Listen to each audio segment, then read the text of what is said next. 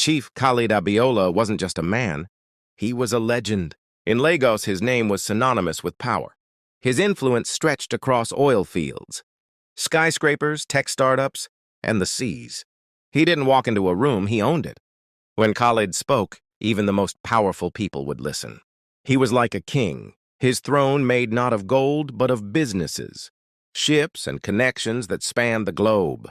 His mansion on Victoria Island was a fortress of wealth, glass, marble, and a view of the ocean that made him feel untouchable. He had everything: money, fame, respect. His wife, Tolahak, was stunning and carried the grace of a queen. Their children, Temilade and Ayodele, attended schools in the best cities in the world. His life was perfect, or so it seemed. He lived each day in control, his mornings beginning with the stock market updates, his evenings with expensive dinners and parties. But despite his success, something in him always felt empty, like a giant living in a tiny box. The day everything changed started like any other. The sky above Lagos was gray, heavy with rain. Khalid was on his way to inspect a new port. He was developing a project that would cement his place as the king of West African shipping. His cars weaved through Lagos traffic, making it seem like he was gliding over the chaos beneath him. But he never saw it coming. The out-of-control tanker truck, its brakes failing as it barreled down the bridge. The driver, a young man named Ibrahimia, had been exhausted from the long drive, his mind clouded with fatigue. The crash was sudden, deafening. Everything around Khalid went dark. When he woke, the pain was unbearable. His body felt like it was on fire, and when he tried to move, his legs wouldn't respond. The doctors in the hospital confirmed his worst nightmare. His spine was severely damaged. "You are paralyzed from the waist down," they told him, their voices soft but firm. He was a titan, but now he was a prisoner in his own body. He would never walk again. The shock of those words shattered his world. No doctor, no matter where they came from, could offer any hope. His money, which once bought him anything he wanted, couldn't fix the broken connection in his spine. His wife, Tola, who had once been his staunchest ally, began to pull away. Her visits growing shorter, her love fading. He could feel it, the pity in her eyes turning into disgust. The giant had fallen. Weeks turned into months, and Khalid's once mighty empire began to crumble. He tried to manage his businesses from his hospital bed, then from his mansion, but nothing was the same. He couldn't make decisions like before.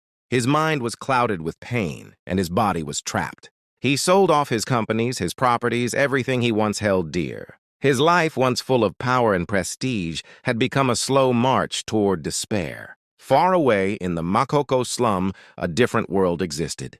Among the rusted shacks and the noise of the bustling market, an old man named Baba Kamara outlived. His face was a map of experience, his eyes sharp with wisdom that had been passed down through generations. He was known as a healer, not the kind with a white coat, but one who understood the language of plants, the deep magic of the earth. He had a secret, a special medicine that could heal what doctors could not. It was made from rare herbs and clay, a cure for wounds that went deeper than flesh and bone. It was a gift from the earth, something ancient and powerful. Baba Kamara had taken in a boy named Musa, a lost soul who had been found in the slum years ago. Musa had seen things that would make most men tremble, but he had a heart full of compassion. Under Baba Kamara's guidance, he learned the old ways, how to read the leaves, how to understand the language of the earth. He knew that healing wasn't just about the body, it was about the spirit.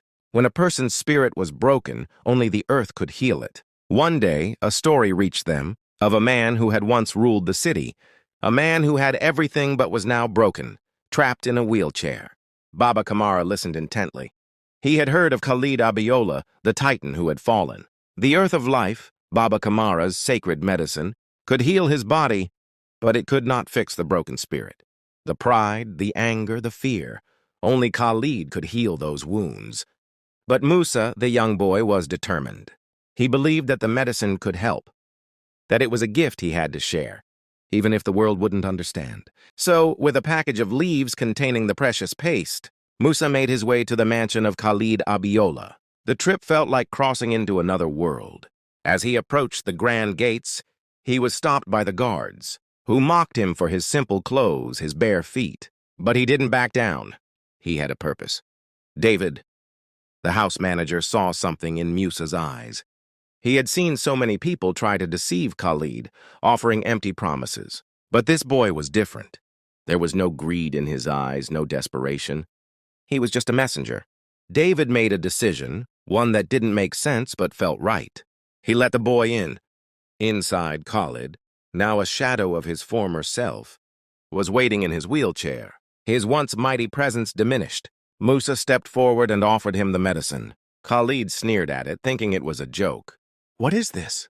Dirt from the slums?" he scoffed. But Musa remained calm, his voice steady. "It's the earth of life. It's the power of the roots and the storm. If you eat this, you will walk again." The words hung in the air, absurd yet powerful. Khalid's anger flared and he knocked the medicine away, the paste splattering against the wall. But Musa didn't flinch. "It is not a joke, Chief. It's a gift," he said, his voice unwavering. "Eat it and you will walk again." As Musa was dragged out of the mansion, Khalid was left alone, staring at the dark stain on his pristine wall. David stood frozen, the boy's words echoing in his mind. The impossible had been said. The worlds of the rich and the poor had collided. A seed had been planted, one that Khalid could not ignore. Maybe, just maybe, the answer lay not in the sterile hospitals and the cold science of the rich, but in the raw, unpolished magic of the earth.